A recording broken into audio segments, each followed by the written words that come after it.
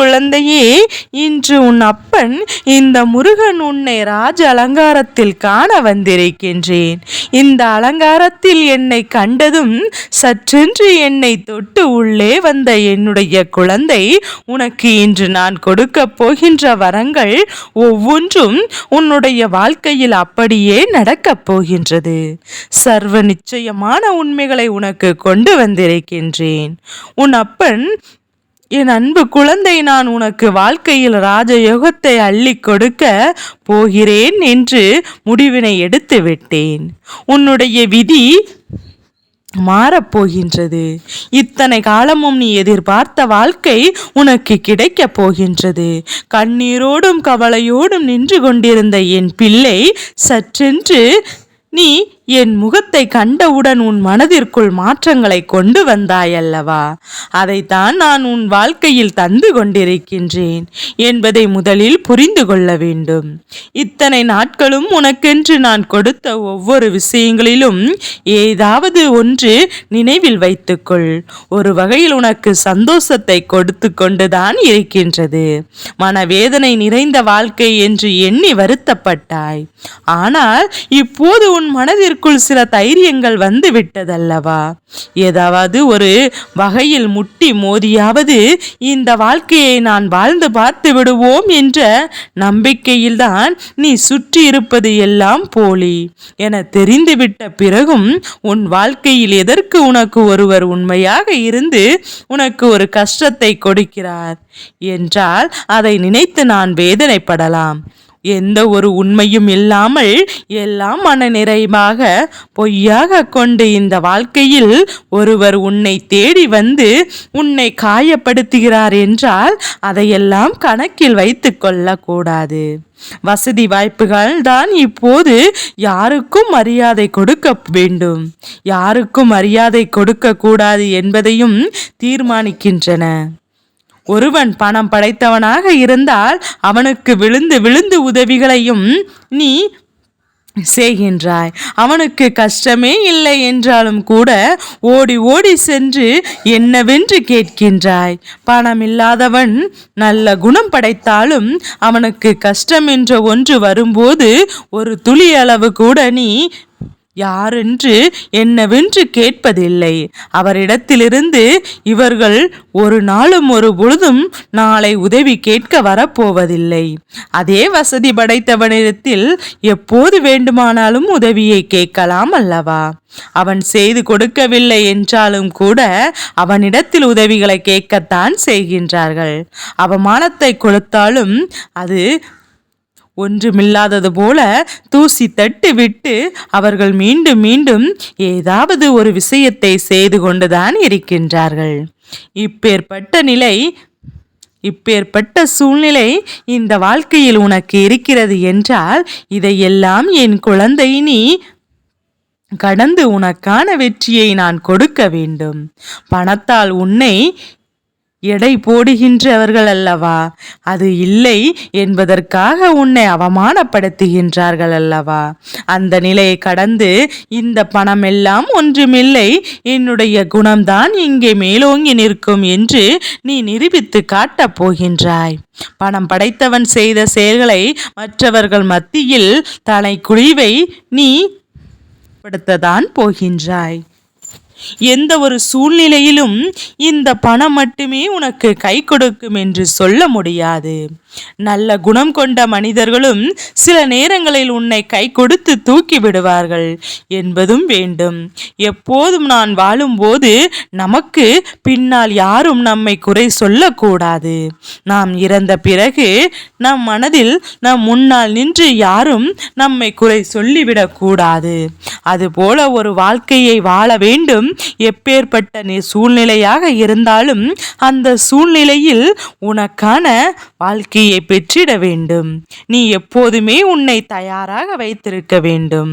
மன நிறைவான வாழ்க்கையை என்ற ஒன்று உனக்கு இருக்கிறது என்றால் என் பிள்ளை, இந்த மாதிரியான சூழ்நிலைகள் எல்லாம் உனக்கு கொடுக்கக்கூடிய உன்னுடைய வாழ்க்கையில் ஒட்டுமொத்த சந்தோஷம் என்பதை புரிந்து கொள்ள வேண்டும்.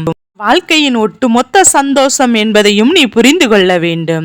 வாழ்க்கையின் உச்சம் தொட்ட என் பிள்ளை நிச்சயமாக ஒருபோதும் நீ ஆடமாட்டார்கள். அதாவது கஷ்டம் என்றால் என்னவென்பதையும் உணர்ந்து கொஞ்சம் கொஞ்சமாக என் குழந்தை தன்னுடைய உழைப்பினால் மேலே வந்த அவர்கள் ஒருபோதுமே வாழ்க்கையில் எந்த ஒரு தவறையுமே செய்ய நினைக்க மாட்டார்கள்.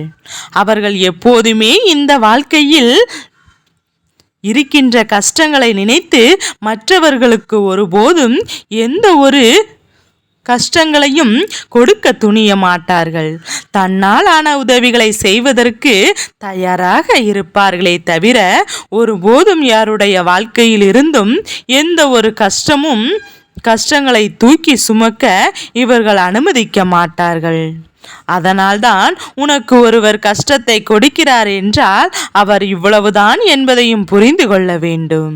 திடீரென்று பணக்காரன் ஆவான், வாழ்க்கையில் மற்றவர்களை ஏமாற்றி பிழைப்பான் என்று என் பிள்ளை இன்னும் நிறைய பேர் இருக்கத்தான் செய்கின்றார்கள். இவர்களை எல்லாம் எண்ணி என் பிள்ளை வருத்தப்படாதே.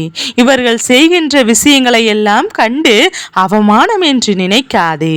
உன்னிடத்தில் என்ன இருக்கின்றதோ அதை மட்டும் உனக்கு போதும். உன் வாழ்க்கைக்கு நீதான் எஜமான் என்பதை புரிந்து கொள். உன்னுடைய சந்தோஷம் உனக்கு தான் சந்தோஷம் சொந்தம் என்பதையும் நீ புரிந்து கொள்ள வேண்டும்.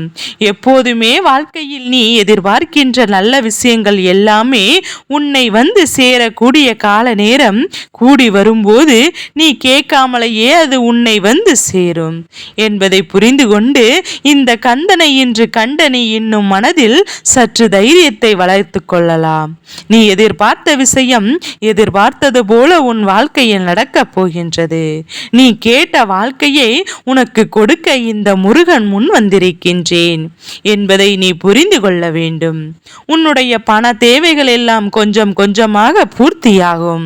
இந்த வாழ்க்கையில் நீ வேண்டி நிற்கின்ற விஷயங்கள் எல்லாமே உன்னுடைய கைகளில் வந்து சேர இந்த அப்பனின் உதவி என்றும் உனக்கு துணையாக நிற்கும் என்பதை புரிந்து கொள். நான் இருந்து கொடுப்பது எல்லாம் உன்னை நிச்சயமாக மன மகிழ்ச்சியில் ஆழ்த்த வைக்கும். நான் இருந்து கொடுப்பது எல்லாம் உன்னை மேலும் மேலும் சந்தோஷப்படுத்தும் என்பதை புரிந்து கொள்ள வேண்டும். நல்ல நேரம் உனக்கு வாழ்க்கையில் வந்துவிட்டது. நல்ல சூழ்நிலைகள் உனக்கு வாழ்க்கையில் உருவாக்கிவிட்டது.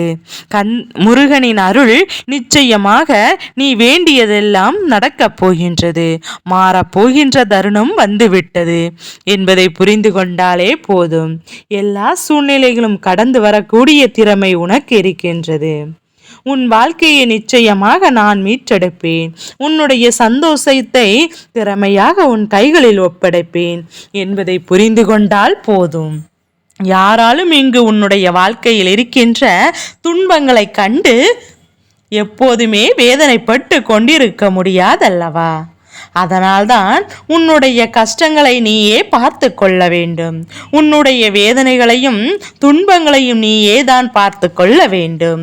எப்பேற்பட்ட இன்னங்களில் இருந்தும் உன்னை மீட்டெடுக்கப்பட்ட இந்த முருகன் இனி வரக்கூடிய பிரச்சனைகளை எல்லாம் ஒன்றுமே இல்லை என்று சொல்லி உன்னை நல்வழிப்படுத்ததான் நான் முன்னே வருவேன் என்பது உன் நினைவில் இருக்கட்டும். யார் கைவிட்டாலும் இந்த முருகன் உன்னை கைவிட மாட்டேன். என்னை கண்டுவிட்ட பிறகு மனதிற்குள் இருக்கின்ற தேவையற்ற எண்ணங்களை எல்லாம் எடுத்து வெளியில் எறிந்து விட்டாயல்லவா? அதுபோன்று என் குழந்தை இனிமேல் உனக்கு நல்லதை நடக்கும். எதிர்மறையான விஷயங்கள் உனக்குள் இருந்து கொண்டே இருக்கும். நீங்கிவிட்டது என்று நேர்மறையான விஷயங்கள் எல்லாமே தானாகவே நடக்கத் தொடங்கும். உனக்குள் இருக்கின்ற நேர்மறையான சிந்தனைகள் இந்த வாழ்க்கையை உனக்கான வெற்றியை உன்னிடத்தில் கொண்டு வந்து சேர்க்கும் என்பதை நீ புரிந்து கொள்ள வேண்டும். இப்போது நீ பட்ட அவமானங்களும் நீ பட்ட தோல்விகளும் உனக்கு நிச்சயமாக வேதனைகளை கொடுத்ததல்லவா?